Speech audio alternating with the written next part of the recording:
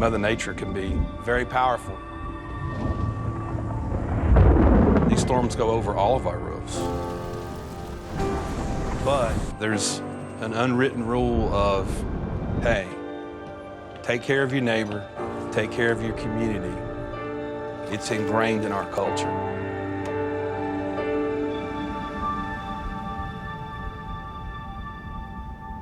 Go back to 1992 as a young department manager when Hurricane Andrew hit South Florida. It was devastating. The eye of the storm cut across this little farming community south of Miami. We have nothing, nothing at all. Everything and everywhere, it's just gone. We've lost everything and everybody's homeless. I don't know what we're gonna do. There's an emotional connection. There's a human connection at many different levels after an event like that. There's a feeling of helplessness among many families in South Florida tonight. They've lost everything and have no idea what to do now. Did you think you might die? Yes, one time I thought the roof was coming off and we would go flying. So what were you doing at that moment? What I was doing, praying. Very hard. You've seen whole families come in with nothing, looking for help. That stuck with me. And in many cases, they came to our store. Pampers, water, food, in time of need, they came through, you know. After the initial disaster, people are starving. They don't have food, water, electricity. Rain is still coming in on their house. And here you can see again the hole in the ceiling. Roof's been torn out with the patio left. We really didn't have anything set up for disaster relief, so it was scrappy. Whatever you gotta do to take care of people, make it happen. So what are you doing here today? Helping, Why are you here? because I still have a home. You need sleeping bags? Thanks, We just basically set up outside in the parking lot. People who came here overnight to Home Depot came for one reason. No, I mean, I've seen all the news footage so far and the previous storms. I just wanted to make sure that I get in early. We would bring water, we would bring sandwiches, and we just set up pallets of tarps and batteries and plywood, basic things that customers needed just to cover their homes so no more damage. And as a company, after that storm, came to a realization quickly we have a social responsibility greater than a retailer. And we realized we needed a disaster relief process.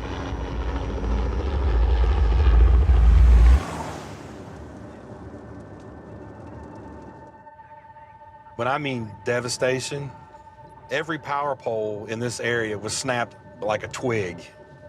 I mean, when we were trying to get to the store, you're literally driving around power lines. Every time we have a hurricane disaster, the infrastructure's wiped out. You know, we don't have any resources. There's no gas stations, there's no restaurants, there's no grocery stores. In the case of the recent storms, the geographic area that's been damaged is so large that you have to really go out of your way to try to find food, fuel, and resources. When a natural disaster hits, we definitely pivot. The minute the wind stops blowing, we're open. 12th wettest July on record. They've been recording history, weather history, a long time here in Louisiana. When a disaster happens, people really don't ask questions. They get up and just do it. And so that could be in the field or at our command center. There's a lot more natural disasters that happen now than there were 10 years ago. We watch weather patterns from Africa, from South America, off the coast of Mexico on the West Coast, whether it be a hurricane, wildfire, tornado. It doesn't matter where it is. We're going to watch it from its origin to when it subsides. Last year when Ida hit, we were watching it for 10 to 14 days. We understood the path when it got closer. We make sure that we're over-covering with any of the pre-positioned emergency-related products that our communities will need. When a hurricane's coming, you're buying a generator. Portable generators, number one. Gas cans. You know, gas can number two. Gas cans. Motor oil, because you have to change the oil in a generator every 50 hours. Sometimes the power's out for weeks. We're just getting people prepared for the storm. Extension cords, flashlights, bottled water, batteries. Doors, sheetrock, lumber, insulation. Tarps. You know, tarps are huge. I can go on and on. Wrecking bars, hammers. Having 8 years worth of data allows us to make sure that those communities are protected and they have the resources that they need. We're not there to capitalize on sales. We do it because we owe it to our store, our associates, our customers, and the community. We do it because we want to make sure we're there to give them what they need when something like this happens. My job is to take care of our Home Depot associates. We make sure that there's a safety net for people when a disaster strikes and ensure that their families are taken care of. They provide hot meals for the associates and their families. Many times, there's no fuel for 40, 50, 60 miles outside of the radius of the damage zone, and our associates live in the damage zone, so we provide free fuel. If we know a hurricane is coming, we prepare hurricane relief kits, just letting them know that you're not alone in this, and we have your back. Whatever the situation or need might be, when they say they take care of their people, they take care of all of us. So as you can see behind me, Mother Nature's coming in on us again. Wow, what a sound.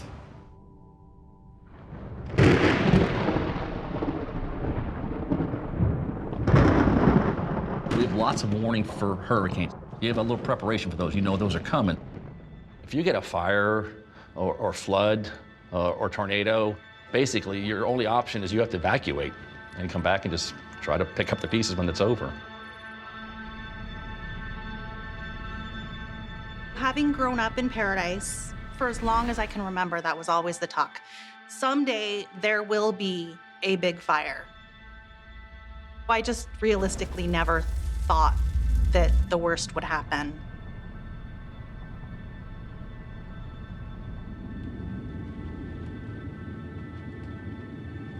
In Joplin, we're used to having tornadoes.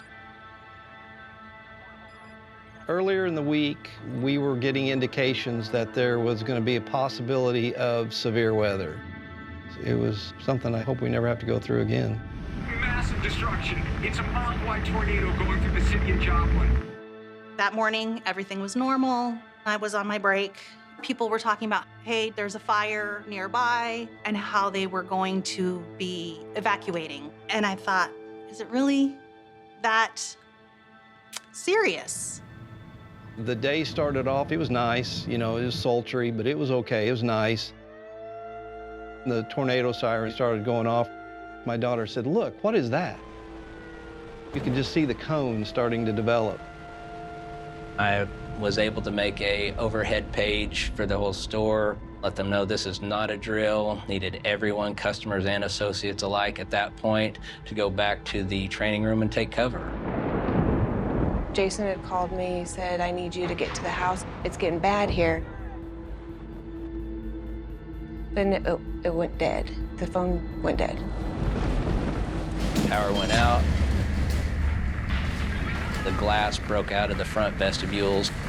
It went from black to gray. And at that point, I realized, hey, the roof is coming off. The sheer strength of the wind, you could hear it. The thunder and lightning was unlike anything I'd ever heard before. It was constant. My wife and I just kind of held on to each other and just sat there and waited. I told my assistant manager, there's a fire, I'm gonna go home. I left the store. I started to drive up to Paradise.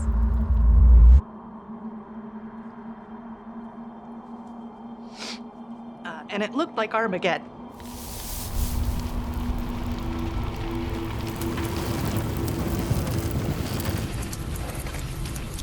And I realized at that point I was not going to go to my house.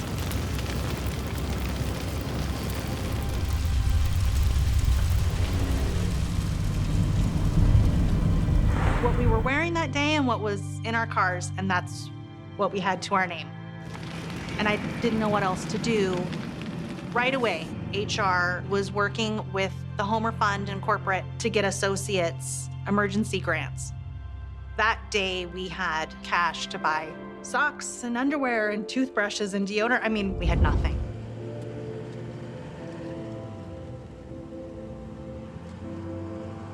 When the siren stopped, it was kind of a creepy, just dead silence. I got a call from the store manager, and he said, my store's gone. And store managers have a tendency to exaggerate sometimes, so I'm like, what do you mean it's gone? When I pulled up to the store, he was not exaggerating, the store was gone. Is this Home Depot? Wow.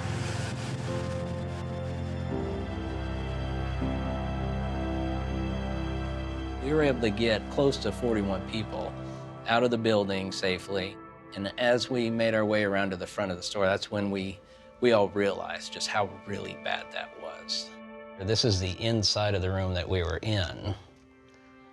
Wall came down on top of us relatively slowly. It was a kind of a smashed feeling. You feel the floor coming up and the wall coming down on top of you, and then it stopped.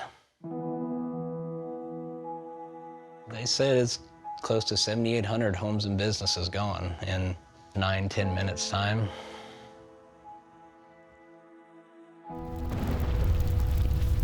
$25,000 people evacuating at once. We had lots of people who were evacuating Paradise coming to our parking lot. People just started showing up. We were directed to just buy food and bring it back to the store. If you're evacuating, we have food, we have water, come inside. They lost everything. I couldn't fathom losing everything.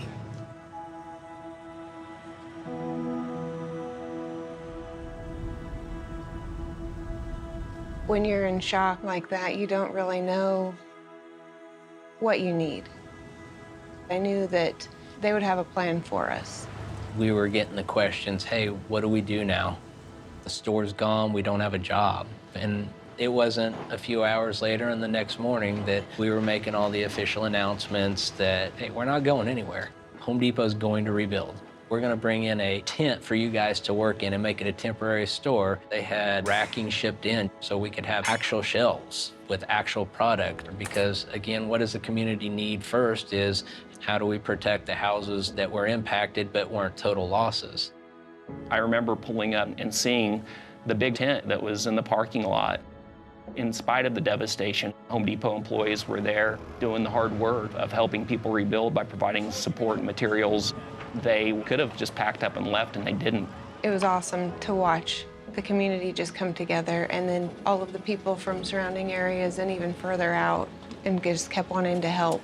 And to have just thousands upon thousands of Home Depot associates from across the country come out to help. There are so many people looking out for each other. There's gonna be more tornadoes, there's gonna be more floods, there's gonna be more hurricanes, and Home Depot is always gonna be one of the first responses. It's truly a culture. It's not just riding on an apron. It's the right thing to help another fellow human being. It's the right thing to just be kind to another individual. Storm response is part of that. You still see the effects of Katrina and what that looks like. There was a couple that were living in their shed, and I get teary-eyed. Sorry. Every time I think about it, because they were living in their shed for years, and we came and we helped rebuild their home. It's just really gratifying work. For a lot of them that lost their houses or worse, we were people just like they were people that went through it. We got to be strength for each other. Everything that you see here is new. Every single thing. Every house, every sidewalk, every street line. The tornado left nothing. We could never have rebuilt this ourselves. So I've been at the store trying to help whoever doesn't have a house, whoever doesn't have food.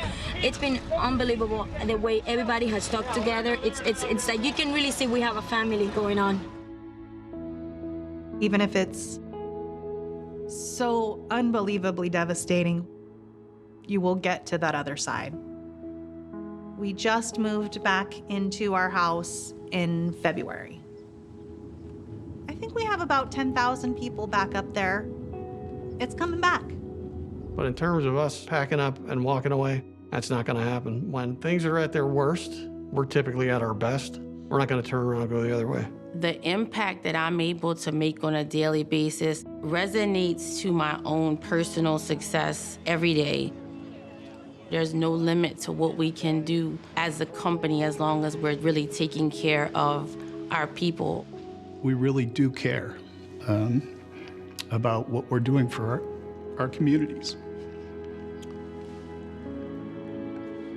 This is totally unexpected.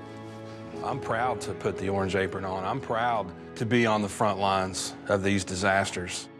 When you can be, a shining beacon of hope, in a sea of darkness, that's always a positive thing. And that's our mission. That's who we are.